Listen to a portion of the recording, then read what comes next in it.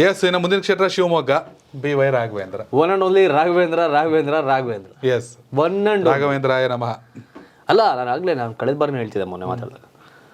ಬಂಗಾರಪ್ಪ ಅವ್ರನ್ನ ಸೋಲ್ದಂತ ರಾಘವೇಂದ್ರ, ಹೌದು, ಸೋಲಿಸಿದ ರಾಘವೇಂದ್ರ. ಮಧು ಬಂಗಾರಪ್ಪ ಅವ್ರನ್ನ ಸೋಲಿಸಿದ ರಾಘವೇಂದ್ರ.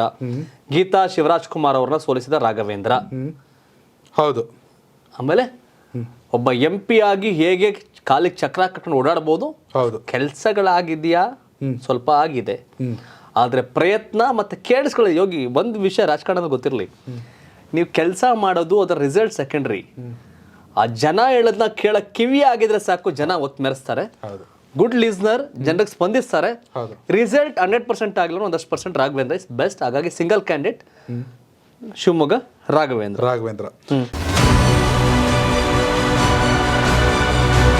ಕರ್ನಾಟಕದಲ್ಲಿ ಅತಿ ಹೆಚ್ಚು ಕಷ್ಟದಲ್ಲಿರ್ತಕ್ಕಂಥ ವ್ಯಕ್ತಿ, ಧೈರ್ಯವಾಗಿ ಬದುಕ್ತಾ ಇರ್ತಕ್ಕಂಥ ದಂಪತಿ ಅಂದ್ರೆ ಇವರಿಬ್ಬರು. ಮನೆಯಲ್ಲೇ ಬೆಟ್ಟದಷ್ಟು ಕಷ್ಟ ಇರ್ಬೇಕಾದ್ರೆ ಸಾವಿರಾರು ಫ್ಯಾಮಿಲಿಯ ಕಷ್ಟಕ್ಕೆ ಮಿಡಿಯೋದಿದೆಯಲ್ಲ, ಹ್ಯಾಟ್ಸ್ ಆಫ್ ಹೇಳಲೇಬೇಕು. ಪ್ರಪಂಚದ ಅತಿ ದೊಡ್ಡ ಕಾಯಿಲೆ ಬಂದ್ರು ಒಂದಷ್ಟು ತಿಂಗಳು ವರ್ಷನ ಬದುಕಬಹುದು. ಬಟ್ ನೀರಿಗೆ ಬಿದ್ರೆ ಗಂಟೆ ಲೆಕ್ಕ ಅಲ್ಲ, ನಿಮಿಷದ ಲೆಕ್ಕದಲ್ಲಿ ಪ್ರಾಣ ಹೋಗುತ್ತೆ.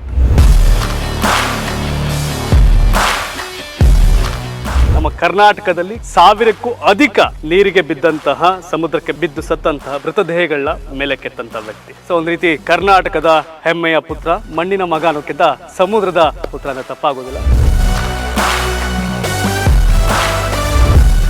ಈಶ್ವರ ಮಲ್ಪೆ ಅವರ ಸೇವೆ ನಮಗೆ ತುಂಬಾ ಖುಷಿ ತಂದಿದೆ. ಅವರಿಗೆ ಒಂದು ದೇವರು ಕೊಟ್ಟ ವರ ಅದು. ಹೇಗೆ ಒಳ್ಳೆದಕ್ಕೆ ಯೂಸ್ ಮಾಡಬೇಕು ಹಾಗೇನೆ ಯೂಸ್ ಮಾಡ್ಕೊಂಡು ಬಂದಿದ್ದಾರೆ. ಅವರ ಮುಂದೆ ನಾವು ಎಂತ ಸಲ್ಲ, ನಮ್ದೊಂದು ಅಳಿಲು ಸೇವೆ ಅಷ್ಟೇ.